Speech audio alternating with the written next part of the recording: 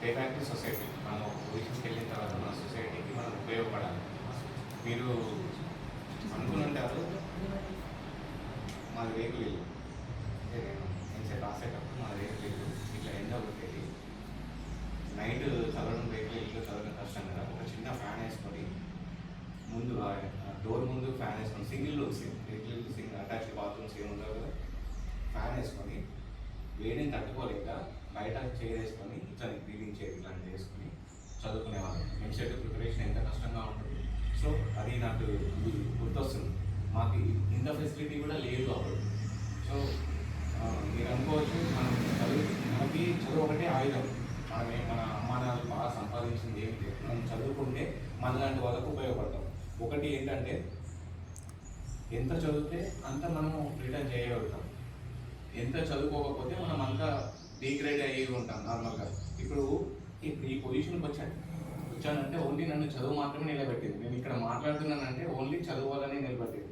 నేను school government school, intermediate government college, MBBS government college, PG మెరిట్లో private కాలేజ్లో seat కొట్టాను. తర్వాత జాబ్ గవర్నమెంట్, అంటే ఎవ్రీథింగ్ ఈజ్ గవర్నమెంట్. అంటే చదువుతేనే కదా గవర్నమెంట్, ఎక్కడ సబ్స్టిట్యూట్ ఏమి ఉండదు కదా. సో మీరు అంటే హార్డ్ వర్కే, దీనిలో ఎటువంటి లక్ ఏం లేదు. సో ఎవ్రీడే ఒక 8 to 10 hours, అంటే మన డ్యూటీ ఏంటి, చదవడమే అంతే, ఇంకేం లేదు. తినాలి, కూర్చోవాలి, చదువుకోవాలి, రిలాక్స్ కావాలి, అట్లా మాత్రమే ప్రిపేర్ చేయండి. Many times number of readings ఇవ్వండి, నెంబర్ ఆఫ్ టైమ్స్ చదవండి, బోర్ కొట్టినా చదవండి. మీరు చదవడాన్ని హార్డ్ వర్క్ అనుకోవద్దు. చదవడంలోనే రెస్ట్ తీసుకోవాలి, చదవడంలోనే విశ్రాంతి తీసుకోవాలి. ఓన్లీ పడుకోవడం అనేది జస్ట్ నైట్ టైం పడుకోవాలి. రిమైనింగ్ అంటే మనం కష్టపడుతున్నామని కాకుండా చదవడంలోనే విశ్రాంతి తీసుకోగలిగితే మీరు చాలా హ్యాపీగా సక్సీడ్ అవుతారు. అండ్ జనరల్ నాలెడ్జ్ కావచ్చు, మీ సబ్జెక్ట్స్ కావచ్చు, ద బెస్ట్ పర్ఫార్మెన్స్ ఇవ్వండి. బెస్ట్ పర్ఫార్మెన్స్ ఇస్తే మీరు ఆటోమేటిక్గా షైన్ అవుతారు. అది ఓన్లీ లక్ అనేది ఉండదు. మనకి చదివే వాళ్ళకి లక్ అనేది ఉండదు. మీరు కూడా మంచి పొజిషన్కి వెళ్ళండి. మీరు కూడా బ్రదర్స్ మంచి పొజిషన్కి వెళ్ళండి. మళ్ళీ మీలాంటి వాళ్ళకు హెల్ప్ చేయండి. రిటర్న్గా మనకి హెల్ప్ చేయండి. ఎందుకంటే వాళ్ళకి కూడా గైడ్ లేదు కదా. అసలు నా దాంట్లో మా ఇంట్లో నేనే డాక్టర్ని. నేను చదివిన తర్వాత చాలామంది డాక్టర్లు కోచింగ్ ఇప్పించుకున్నారు, చాలామంది చదవాలని ప్రిపేర్ అయినారు. అప్పటి వరకు మాది రేకులిల్లు. ఇప్పుడు నా పొజిషన్ వేరే. ఇప్పుడు నేను అంటే సింపుల్గా చెప్పాలంటే ఇంకా అంటే మీకు ఎవరెవరో బుక్స్ చదవాల్సిన అవసరం లేదు. మీ చుట్టుపక్కల ఉండే ఇన్స్పైర్ అయిన వాళ్ళ బుక్స్ చదవండి. ఎవరు ఎట్లా పైకి వచ్చారండి, అంటే మనకు ఇప్పుడు చాలామంది బుక్స్లో చదువుతారు ఇట్లా ఇది సాధించారని.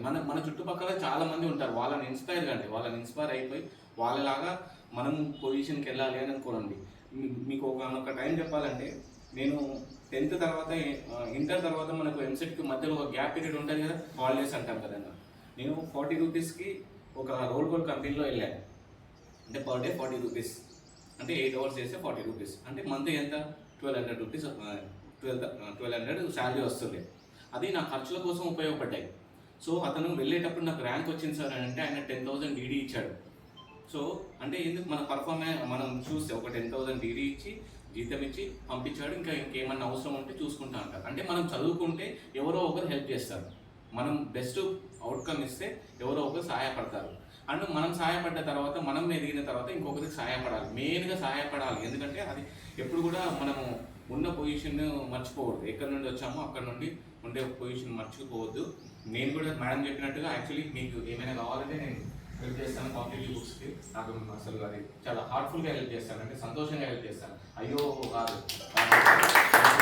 మీరు మంచిగా చదివేసి మీరు మళ్ళీ పే బ్యాక్ టు సొసైటీ. మీరు మీ వాళ్ళకు అది ఎవరికో అసలు కష్టం అవసరం లేదు. యాక్చువల్లీ మనం కష్టపడితే మన కోసమే ఉపయోగపడతాం, మన ఫ్యామిలీ ఉపయోగపడుతుంది. మిగతా ఒక 5% 10% మీరు మీ సొసైటీకి కొంచెం టైం ఇవ్వగలిగితే, కొంచెం ఏదైనా ఇవ్వగలిగితే చాలు. మీరు మంచి శిఖరాలు అధిరోహించాలి. And at the same time మీరు సొసైటీకి బాగు చేయడానికి ఉపయోగపడాలి. థ్యాంక్ యూ, ధన్యవాదాలు. అలాగే మన ఈ కార్యక్రమానికి వచ్చిన జేవిరాజు గారు, శంకర్ గారు, వీరు ఈ ప్రాంతంలో సామాజిక చైతన్యాన్ని జరిపించే కార్యక్రమాలు నిర్వహిస్తున్నారు. వారికి కూడా స్వాగతం పలుకుతూ వాట్ ఆఫ్ థ్యాంక్స్ మధుని చెప్పాల్సిందిగా. నమస్కారం అందరికీ. మనం చదువుకున్న పుస్తకాలే కాకుండా ఉద్యోగం వచ్చాక చాలామంది పుస్తకాలను ఊరన పడేస్తారు. కాకపోతే ఆ పుస్తకాలు వృధా ఉండదనే ఉద్దేశంతో తను ఉద్యోగం సాధించినా కూడా ఇతరులకు ఆ బుక్స్ ఉపయోగపడాలనే ఉద్దేశంతో ఈరోజు మన బుక్స్ పంపించడానికి వచ్చిన మేడం గారికి ధన్యవాదాలు, మరియు సార్కి గాంధీ సార్ గారికి ధన్యవాదాలు చెప్తూ కార్యక్రమాన్ని ముగిస్తున్నాం. Thank you. ముఖ్యంగా మా లైబ్రేరియన్ భారతమ్మకు ధన్యవాదాలు.